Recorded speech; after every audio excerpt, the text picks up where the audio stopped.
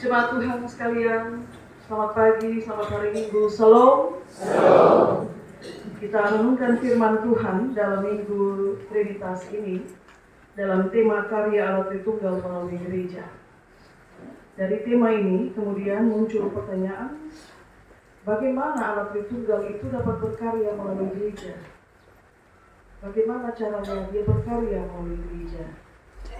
Dan kalau dia berkarya melalui gereja, karya-karya apa saja yang dia buat untuk gereja? Atau dia buat melalui gereja? Bapak Mama, kalau gereja itu persekutuan atau lembaga, organisasi, maka Allah berkarya melalui penata layanan dalam gereja. Ada badan-badan pelayanan yang dipilih, kemudian mengatur jalannya pelayanan di dalam gereja. Secara organisasi ada ketua majelis jemaat, ada unsur-unsur yang termuat dalam majelis jemaat harian. Di majelis jemaat ada badan pengurus, ada UPD, dan lain sebagainya. Tapi bagaimana kalau Allah berkarya melalui gereja yang adalah orangnya? Allah berkarya melalui orang. Itu karya Allah itu apa-apa saja, Bapak Mama. Kalau Allah berkarya melalui saya sebagai manusia pribadi, kira-kira Allah berkarya seperti apa?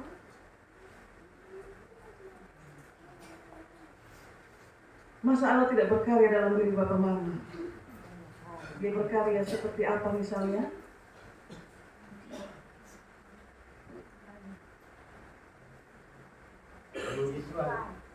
Diberi kemampuan talenta untuk memuji Tuhan. Allah berkarya melalui saya secara pribadi. Apalagi diberkatinya tanah, sawah, kebun. Allah berkarya melalui semua itu, dan ada karung-karung beras di sana. Kemudian ada hasil kebun di depan. Allah sudah berkarya dan akan terus berkarya. Apalagi karya Allah, Bapak Mama, waktu saya sakit, mungkin tidak sampai disembuhkan secara jasmani, ya. Belum sampai ke sana, tapi waktu saya sakit diberinya topangan, kekuatan untuk bertahan dalam kelemahan. Itu sampai akhirnya saya sembuh dan pulih. Apalagi karya Allah, Bapak Mama, waktu saya harus menyelesaikan satu pekerjaan, dan karena saya harus pergi meninggalkan keluarga saya dengan jarak yang jauh, dalam waktu yang cukup lama, Allah berkarya bagi saya. Dia menjaga yang saya tinggalkan, dan juga menjaga saya di tempat di mana saya bekerja. Ada banyak karya. Yang terakhir dalam peristiwa duka, dalam beberapa keluarga, yang terakhir di keluarga Dekan. Bagaimana Allah berkarya dalam duka yang dialami oleh pribadi? Ditopangnya dan diberikan penghiburan. Bapak Mama, kalau mau tulis karya Allah itu banyak, bahkan yang tidak kita sebutkan seperti nafas, itu dia sedang berkarya. Diberinya nafas yang masih terus ditarik, dihembuskan, itu punya maksud. Ada sesuatu yang harus kau saksikan lewat karya itu. Jadi selama masih ada kesempatan seperti pujian, diberi nafas kehidupan, mari berkarya bagi kemuliaan nama Tuhan. Dan sadar atau tidak Bapak Mama, segala sesuatu yang kita buat karena kita masih diberi nafas, sesungguhnya itu kesaksian tentang kebesaran Tuhan. Bapak Mama, saudara-saudari yang terkasih dalam Kristus, bacaan kita menulis secara garis besar, murid-murid ini sedang berduka cita, sedang susah mereka, karena Yesus bilang bahwa aku akan pergi, dan kamu tidak akan melihat aku lagi. Tapi aku harus pergi supaya penghibur itu datang. Kalau aku tidak pergi, dia tidak akan datang. Maka aku harus pergi supaya penghibur itu datang. Dalam suasana yang demikian, maka mereka butuh penghiburan, Bapak Mama. Jadi bagi saya, duka cita dan penghiburan itu dua hal yang berkait satu dengan yang lain. Setiap orang yang berduka, atau setiap suasana duka, atau suasana penuh kesusahan, pergumulan, Orang butuh penghiburan. Dan sebaliknya penghiburan itu dia akan ditujukan kepada mereka yang susah, mereka yang berduka. Kepada mereka diberikan berita-berita penghibur. Saya coba cari di kamus arti kata hibur, Bapak Mama. Kata hibur itu berarti tindakan menyenangkan hati yang susah agar kesedihan dapat dilupakan. Jadi hibur itu tindakan menyenangkan hati yang susah supaya kesusahan itu dapat dilupakan. Maka demikian yang terjadi kalau ada keluarga yang berduka. Salah satu karya Allah bagi gereja melalui gereja adalah gereja pergi ke rumah-rumah duka dan melayangkan penghiburan bersama. Mereka sedang berbeban berat dan mereka harus ditolak. Bapak Mama, saudara-saudari yang terkasih, ada satu bagian dalam kitab Amsal menulis, hati yang gembira itu obat, yang manjur, yang mujarab, tapi semangat yang patah itu mengeringkan dulu. Sekarang saya ajak Bapak Mama untuk lihat kita pun hidup masing-masing ya. Ternyata kalau kita lihat kembali itu dalam kita pun hidup hari-hari ini, ada banyak hal yang bisa buat kita susah dan bisa buat kita jatuh dalam duka. Kehabisan duit di tengah bulan saja Bapak Mama, itu kesusahan besar. Sampai pada batas di mana kita akan terima berkat baru, tapi belum sampai pada batas itu dan uang habis di tengah perjalanan, itu susah. Itu susah. Dan beberapa orang mengalaminya. Bagi para petani kehabisan pupuk atau kekurangan pupuk saja itu kesusahan. Mereka sampai bertengkar, saling menuding, bahkan berkelahi karena soal pupuk yang kurang atau mungkin juga habis stok. Pernikahan yang belum dikarunia keturunan juga, itu juga bisa memberi kesusahan. Kesusahan yang datang dari mana? Dari pertanyaan orang. Kapan nih punya anak? Kapan ini? Kapan bisa ada keturunan? Melanjutkan ini keturunan karena ini anak tunggal laki-laki. Kapan? Kapan istri bisa hamil? Itu pertanyaan itu menyusahkan, Bapak Mama. Dan kita tidak pernah tahu orang menangis diam-diam karena itu pertanyaan.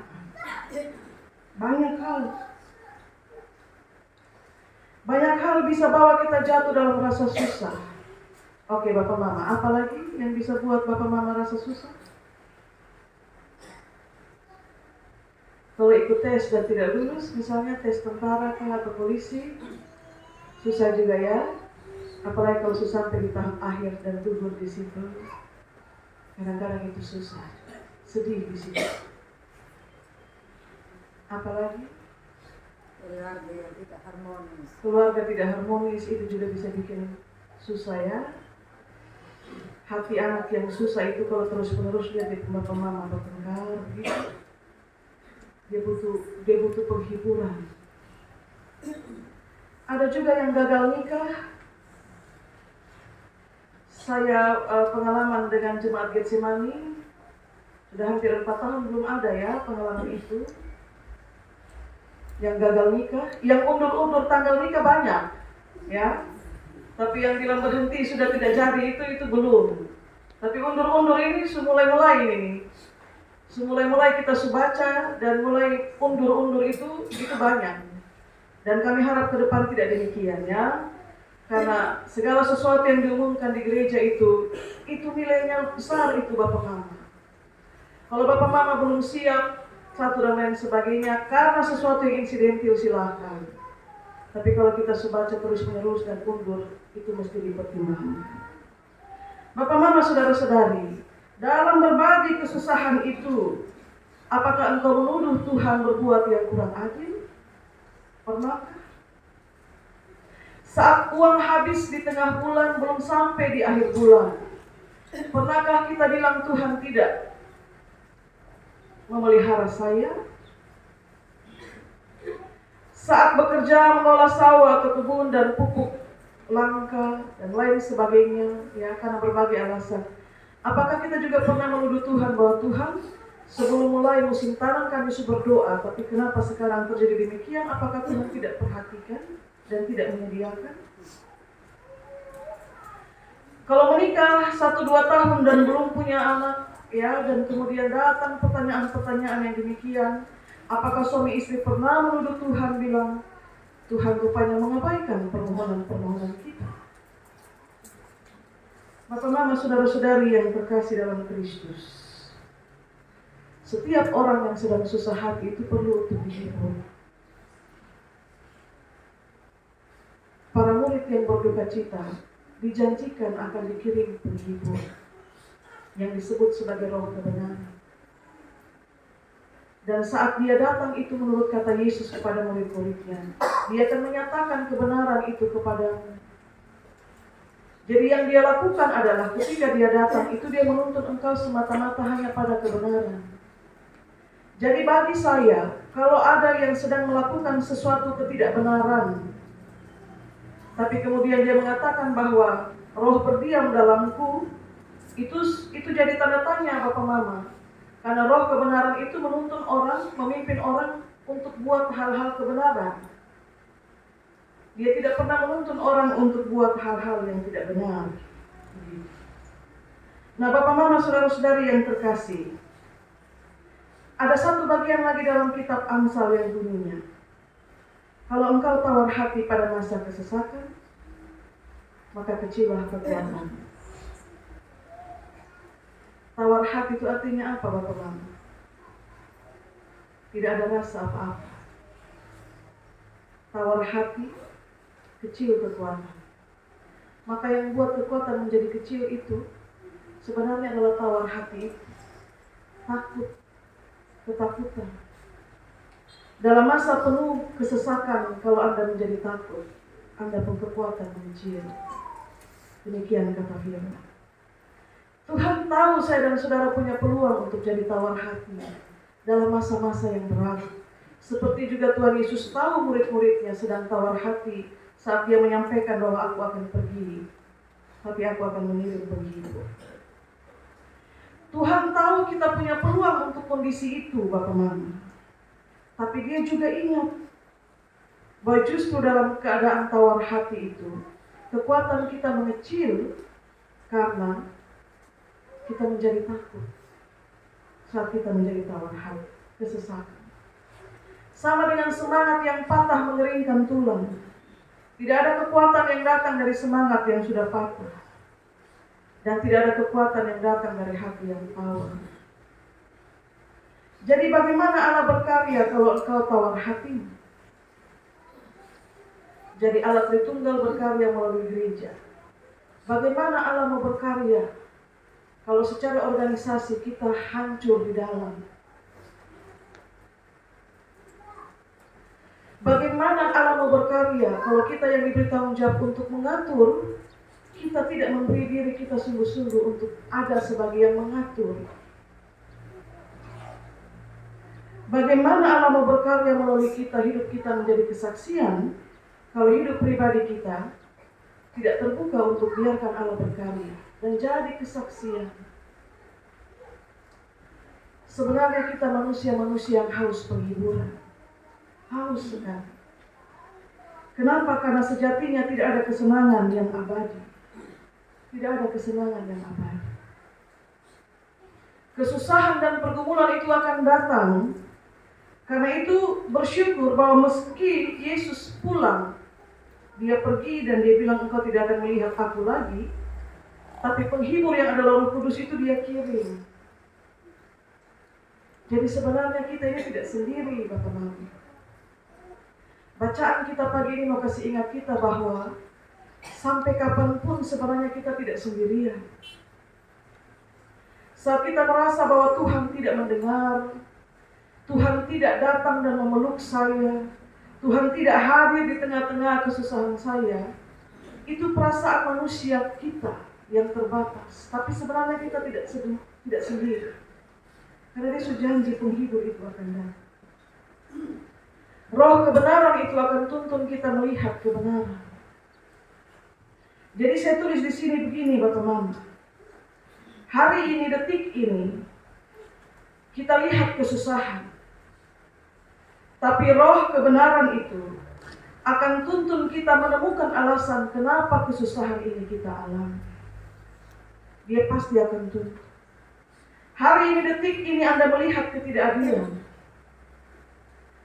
Tapi roh kebenaran itu dengan kekuatan Allah Tritunggal, Dia akan menuntunmu untuk bisa menemukan apa yang adil. Hari ini, detik ini, saudara gelisah dengan kesusahan yang datang bertubi-tubi. Belum habis satu, datang satu. Belum habis satu, susah datang susah yang lain. Tapi roh kebenaran itu akan berbisik dengan lembut dalam hatimu, untuk berbicara dengan tenang, dengan lembut itu bahwa ternyata Tuhan tidak lepas tangan. Ya, saya tulis seperti Ayub. Atas kehendak Tuhan dia mengalami kesusahan itu. Tapi siapa yang bertahan dalam kesusahan, pada akhirnya akan keluar sebagai pemenang. Dan saya kunci renungan pagi ini Bapak Mama, dalam perayaan Minggu Trinitas. Bagaimana kalau kesusahan itu terjadi akibat pilihanmu sendiri? Ini kesusahan atas kehendak Tuhan. Tapi bagaimana kalau kesusahan itu terjadi karena pilihan-pilihanmu sendiri? Bagaimana saudara bisa keluar dari kesusahan yang kau alami karena kau memilih hal itu? Bapak Mama, saudara-saudari, untuk setiap rumah tangga renungkan itu pertanyaan. Untuk setiap relasi cinta kasih anak-anak muda, coba renungkan itu pertanyaan. Bagaimana kalau ternyata saya susah karena pilihan saya sendiri? Itu pertanyaan itu coba direnungkan kemudian dijawab. Supaya dia tidak terus-menerus sampai ke sesuatu tahap yang lebih tinggi katakanlah. Harusnya perenungan itu terjadi sekarang. Melihat keadaan, realitas kita dalam hubungan ini susah saya yang ada. Jangan-jangan ini pilihan yang saya buat ini salah. Bapak Mama, saudara-saudari yang terkasih, selamat merayakan Minggu Trinitas. Satu yang harus kita tahu, ternyata kita tidak sendiri. Yesus pergi, tapi Yesus janji kita pergi itu. Kita tidak lihat lagi mukanya, tapi kita tahu bahwa dalam diri kita berdiam penghibur, yang disebut sebagai roh kebenaran. Jadi kalau susah seberat apapun, ingat bahwa ada penghibur. Mau duka sedalam apapun, ingat ada penghibur. Begitu. Ini kesaksian kecil sebelum saya aminkan renungan ini Bapak Mama. Seorang ibu rumah tangga, seorang mama berbisik kepada saya. Satu waktu saya hampir memutuskan untuk bunuh diri. Mama pendeta, saya sudah memutuskan. Saya hampir melakukan tindakan bunuh diri. Karena sedemikian kasar perlakuan suami saya kepada saya. Tapi hari itu saya ke gereja.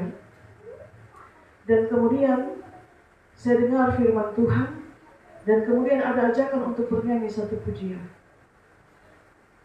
Saya pulang dan saya renungkan bahwa itu pilihan saya sendiri untuk bunuh diri. Tuhan tidak tuntun saya untuk buat itu. Dan kemudian saya putuskan untuk tidak ada lagi pikiran-pikiran seperti itu. Saya harus mendoakan suami saya supaya dia berubah dari kelakuannya yang kasar. Lalu saya pulang, saya berpikir begini Bapak Mama, ini di Jemaat Getsemani Tarus Timur. Bagaimana kalau pergumulan seperti itu bukan hanya satu mama, satu istri? Bagaimana kalau pergumulan berat itu dimiliki oleh beberapa istri? Yang demikian, semua orang butuh penghibur Bapak Mama. Mari jadi penghibur bagi sesama yang susah. Dan renungkan sekali lagi, jangan sampai susah karena ini pilihan yang saya buat. Kalau itu datang dari Tuhan, minta dia kekuatan. Tapi kalau itu karena keputusanmu sendiri, coba renungkan baik-baik. Tuhan, saya harus buat apa? Tuhan berkati kita dengan firman. Amin. Kita dengar